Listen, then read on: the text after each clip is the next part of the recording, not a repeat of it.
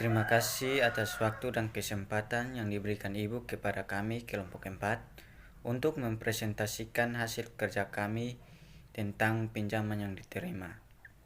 Tapi sebelum membahas lebih lanjut materi ini, izinkanlah kami perkenalkan diri. Perkenalkan, nama saya Yerdi Yuri Apriyadin Dukonak, NIM 19190339. Perkenalkan, nama saya Lydia Atalaku, NIM 19190352. Perkenalkan, nama saya Rojalita Natalie Reinhardt dengan NIM 19190125. Materi pertama, pengertian pinjaman yang diterima. Sumber dana jangka panjang yang diterima oleh bank dalam neraca yang dicatat diterima oleh bank di neraca dicatat sebagai pinjaman diterima. Pinjaman yang diterima adalah fasilitas pinjaman yang diterima bank atau pihak lain termasuk dari Bank Indonesia, lembaga keuangan bukan bank, lembaga keuangan luar negeri, dan masyarakat umum baik dalam valuta asing, dan harus dilunasi bila jatuh tempo. Pengertian pinjaman diterima ini tidak termasuk pinjaman subordinasi. B. Jenis-jenis pinjaman yang diterima. Jenis pinjaman yang diterima oleh suatu bank dapat terdiri dari beberapa ragam pinjaman, antara lain sebagai berikut. Yang pertama, pinjaman dari bank lain, yaitu pinjaman yang diperoleh dari bank lain dan biasanya bersifat jangka panjang. Yang kedua, pinjaman dari luar negeri atau sering disebut two-step loan, yaitu pinjaman diterima yang diperoleh melalui pemerintah RI, Departemen Keuangan, dari lembaga keuangan internasional. Yang ketiga, pinjaman obligasi adalah bukti hutang kepada investor yang dijamin oleh lembaga penjaminan efek serta mengandung janji pembayaran bunga atau janji lainnya, serta pelunasan pokok pinjaman dilakukan pada tanggal jatuh tempo sekurang-kurangnya 3 tahun sejak tanggal emisi. Yang keempat, bantuan likuiditas Bank Indonesia BLBI, yaitu pinjaman yang diterima dari Bank Indonesia apabila bank mengalami krisis likuiditas. Yang kelima, pinjaman yang diterima dalam rangka pembiayaan bersama, sindikasi satu atau beberapa proyek. Pinjaman dari bank lain yang bersifatnya jangka panjang lazimnya berupa penerbitan surat berharga dari bank yang menerima pinjaman, baik dalam bentuk sertifikat deposito, komersial paper, atau dalam bentuk lain. Pinjaman yang diterima dari suatu lembaga di luar negeri yang disalurkan melalui pemerintah dikenal dengan nama two-step loan, yang biasanya disingkat TSL. Disebut two-step loan karena pinjaman yang diberikan oleh kreditur luar negeri ini akan diterima oleh pemerintah sebagai pinjaman tersebut untuk kemudian disalurkan kepada bank-bank pelaksana untuk dipergunakan menyalurkan kredit perbankan. C. Akuntansi untuk pinjaman yang diterima. Pengadministrasian pinjaman jangka panjang yang diterima oleh suatu bank harus mendapatkan kontrol yang baik dan cermat.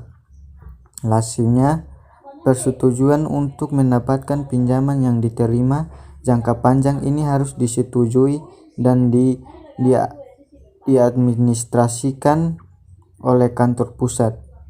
Pelaksanaannya dapat saja dilakukan oleh cabang-cabang.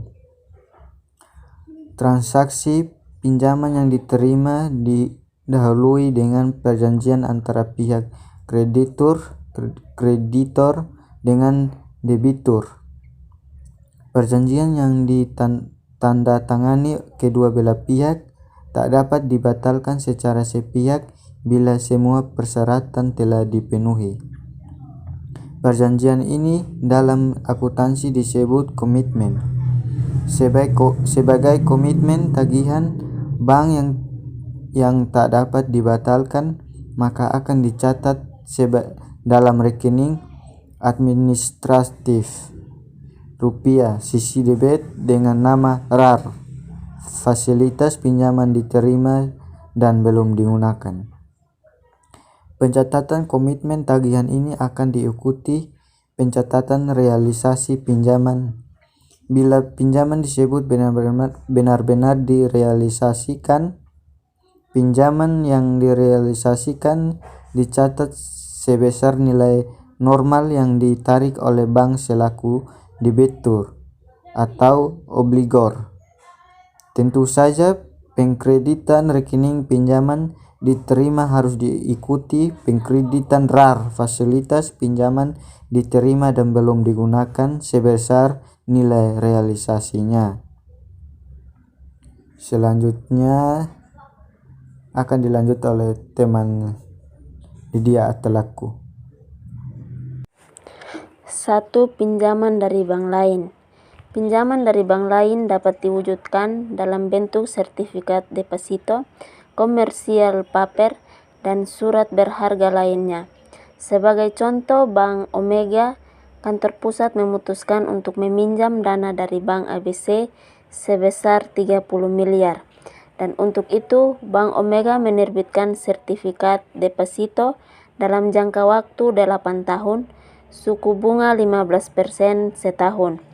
Dana diterima oleh Bank Omega dalam bentuk rekening giro pada Bank ABC.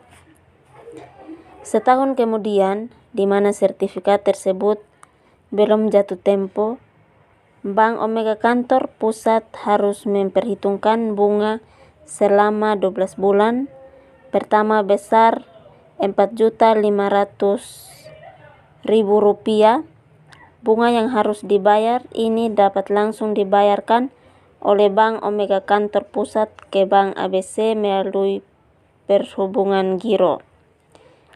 Bila Bank Omega kantor cabang Jakarta hendak mempergunakan dana dari pinjaman tersebut 100 juta dan memohon agar kantor pusat dapat memindahkan dana tersebut ke kantor cabang.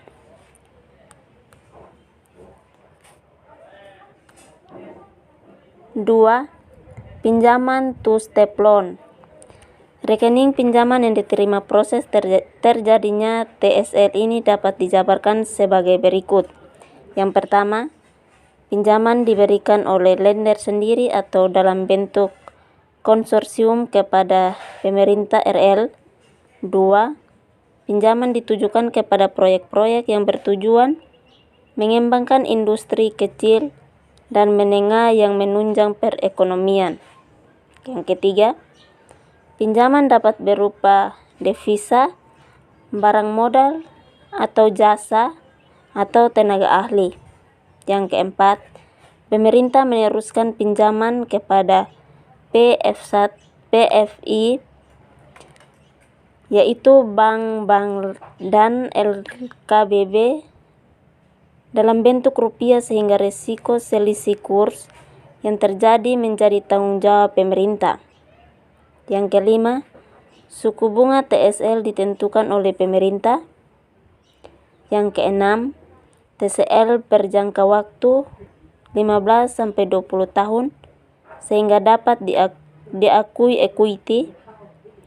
Yang ketujuh, perbandingan pembiayaan proyek antara dana TSL dengan dana PFI berkisar 80% sampai 20% dari jumlah kredit.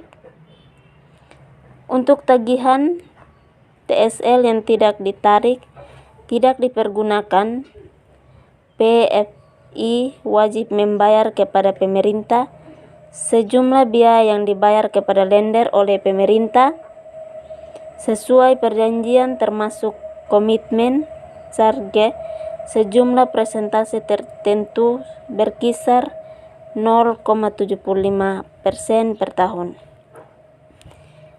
Pinjaman yang diterima dari suatu lembaga di luar negeri yang disalurkan melalui pemerintah sebelum diterima oleh Bank Pelaksana, Bank Gunadharma mendapat pinjaman melalui pemerintah Republik Indonesia dari Bank of Japan sebesar 12 miliar. 3. Pinjaman obligasi. Salah satu sumber daya yang sebaliknya dikembangkan oleh bank adalah dari penjualan surat berharga obligasi. Obligasi memiliki jatuh tempo panjang dan bukukan sebagai hutang jangka panjang serta disajikan pada posisi pasifa dalam neraca.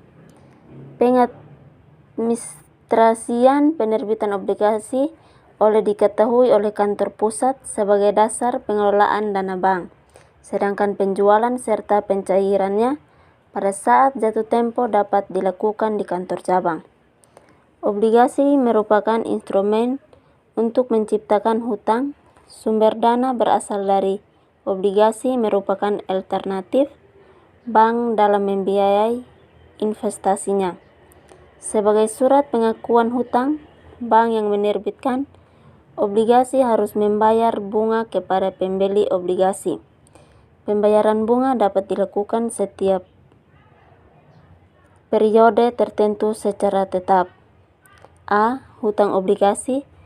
Salah satu sumber dana yang sebaiknya dikembangkan oleh bank adalah dari penjualan surat berharga obligasi, karena obligasi ini jangka waktunya panjang. Hutang obligasi dikelompokkan dalam hutang jangka panjang, disajikan sebelah pasifa dan neraca. B. Pinjaman obligasi. Dalam penerbitan obligasi, bank harus mendapat izin dari otoritas pasar modal. Di samping itu, penerbit obligasi harus memenuhi perlindungan negatif dan perlindungan positif. Perlindungan negatif adalah persyaratan yang bersifat melarang emiten untuk melakukan tindakan yang merugikan pemegang obligasi. Contohnya adalah dilarang membagi seluruh laba kepada pemegang saham, sebab akan dapat mengurangi kemampuan untuk memenuhi kewajiban kepada pemegang obligasi. Sedangkan persyaratan perlindungan positif adalah persyaratan yang mewajibkan emiten untuk melakukan tindakan yang menguntungkan pemegang obligasi, misalnya kewajiban menerbitkan laporan keuangan secara periodik agar diketahui kinerja bank tersebut. Pencatatan pinjaman obligasi dilakukan ketika terjadi transaksi penjualan obligasi dan ketika terjadi pelunasan bunga atau pokok obligasi.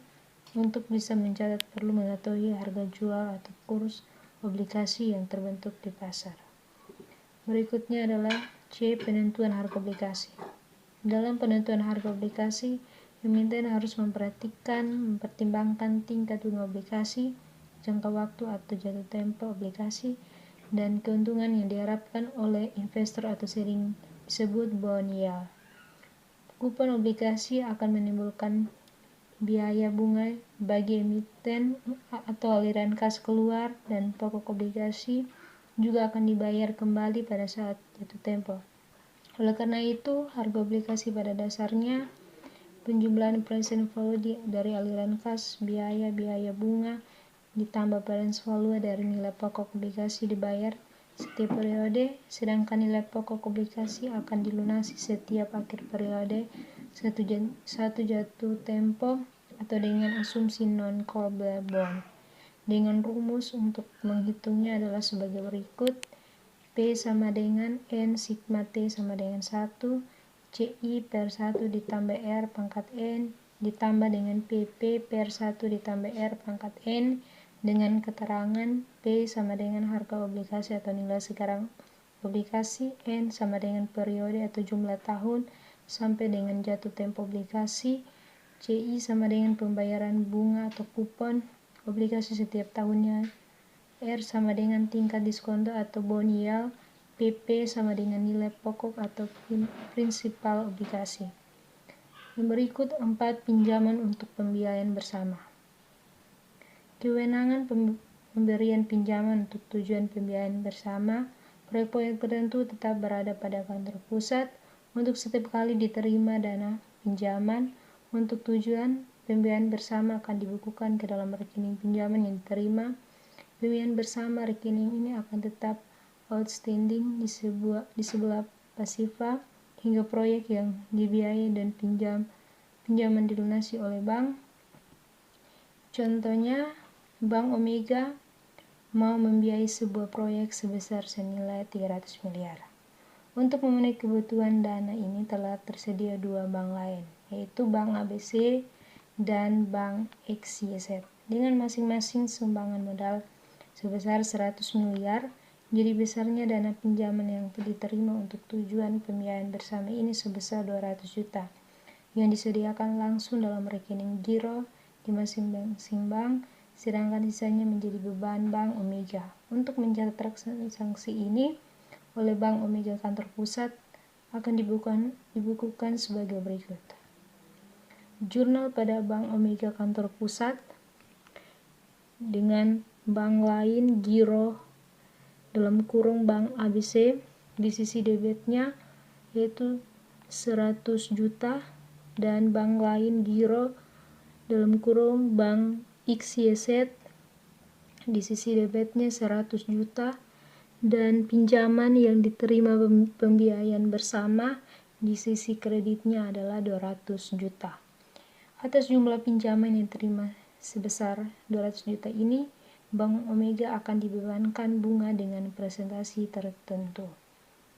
Dengan demikian, Bank Omega tetap bertanggung jawab terhadap kredit yang telah diberikan dan dibebankan bunga dengan presentasi tertentu karena telah menerima dana dari bank-bank penyalur dana, dan dana-dana tersebut dikuasai oleh Bank Omega. Dalam hal pembiayaan bersama dilakukan langsung dari bank pemberi dana kepada penerima kredit, maka tanggung jawab atas kredit yang diberikan tersebut dibagi atas dasar banyaknya kredit yang telah diserahkan oleh masing-masing bank.